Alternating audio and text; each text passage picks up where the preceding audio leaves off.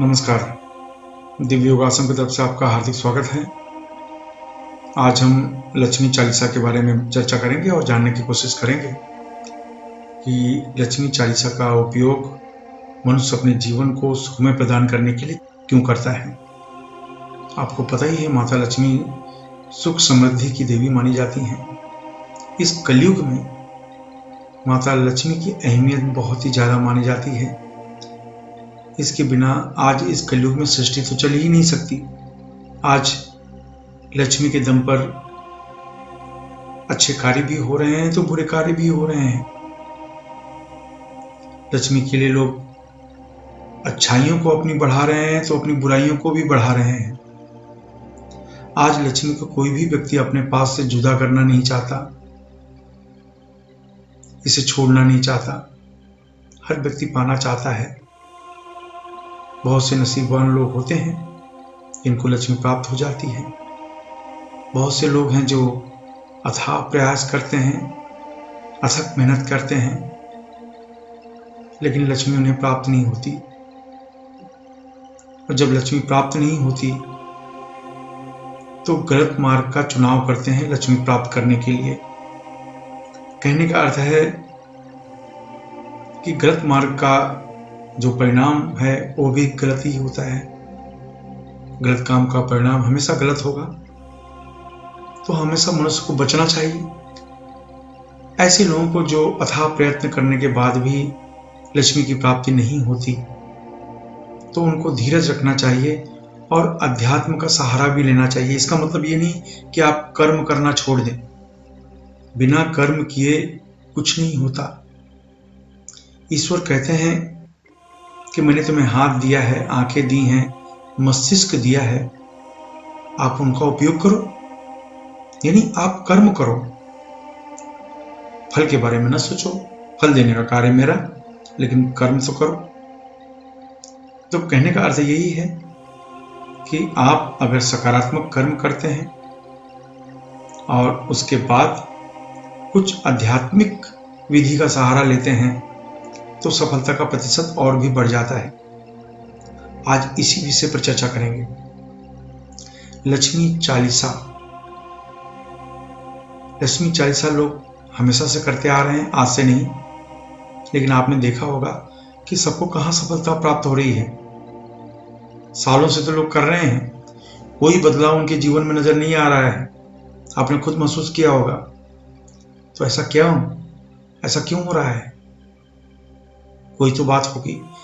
कहीं तो आप गलत हैं, कहीं तो हम गलत हैं। ऐसे में ये दोष देना कि नहीं, इनसे कुछ नहीं होता, इन स्पिरिचुअल एक्टिविटी से कुछ नहीं होता, ये दोष देना तो आसान होता है। लेकिन आपने कभी ये खोज की है अपने अंदर की गलतियों को खोजने की कोशिश की है? नहीं ना। कहने का अर्थ यही है, कभी भी अपनी गलतियों को निकालें, न कि सामने वाले की। जब आप अपनी गलतियों को मान लेते हैं, सफलता का द्वार खुल जाता है आपके लिए। क्योंकि यही वो काम है जहां से मेन खिड़की खुलती है, जब आप अपनी गलतियों को मानते हैं। लक्ष्मी चालीसा जो है, यह आपकी दिमाग की खिड़की को खोलता है, मस्तिष्क की खिड़की को खोलता है। चालीसा के पाठ में जो आपके मस्तिष्क में, जो आपके दिमाग में कंपन पैदा होता है, यह कंपन आपकी सोचने समझने की शक्ति को बढ़ा देता है, डिसीजन लेने की क्षमता को बढ़ा देता है, निर्णय लेने की क्षमता को बढ़ा देता है। और इसी के आधार पर जब आप कोई अपने धन से संबंधित किसी कार्य के लिए निर्णय लेते हैं तो वो 100% सही होता है। और पैसे आने के जो स्रोत होते हैं वो 1, 2, 3 इस तरीके से होने शुरू हो जाते हैं। तो आज यही जानने की कोशिश करेंगे कि लक्ष्मी चालीसा का उपयोग हम अपने लाभ के लिए कैसे करें, उसकी कुछ विशेष विधि है। आप तो हमेशा करते होंगे लक्ष्मी चालीसा का पाठ, लेकिन आज हम थोड़ी सी उस विधि को समझने की कोशिश करेंगे। तो एक शांत कमरे में या घर के मंदिर में आप बैठकर कर सकते हैं यह अभ्यास। और ढीले ढाले कपड़े पहनिए कुर्सी पर बैठ सकते हैं, जो लोग जमीन पर नहीं बैठ सकते हैं सोफे पर बैठ सकते हैं, लेकिन बिस्तर में बैठना अलाउड नहीं है। कुर्सी पर बैठ सकते हैं, सोफे पर बैठ सकते हैं। उसके बाद अपने सामने 5 कमल के बीज रखें और उसके सामने आंख बंद कर लें। दोनों आंखों के बीच में यानी आज्ञा चक्र पर ध्यान देते हुए आप लक्ष्मी चालीसा का पाठ 11 पाठ आपको जाप करना है। 11 पाठ आप लक्ष्मी चालीसा का जाप करेंगे और उसके बाद अश्विनी मुद्रा या वज्रली मुद्रा लगाएंगे।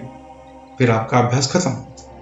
जैसे मैंने कहा, अश्विनी मुद्रा या वज्रली मुद्रा ये आपके ब्रह्मचर्य की रक्षा करता है, प्लस साधना में, अभ्यास में सफलता प्राप्त कराने में भी मदद करता है।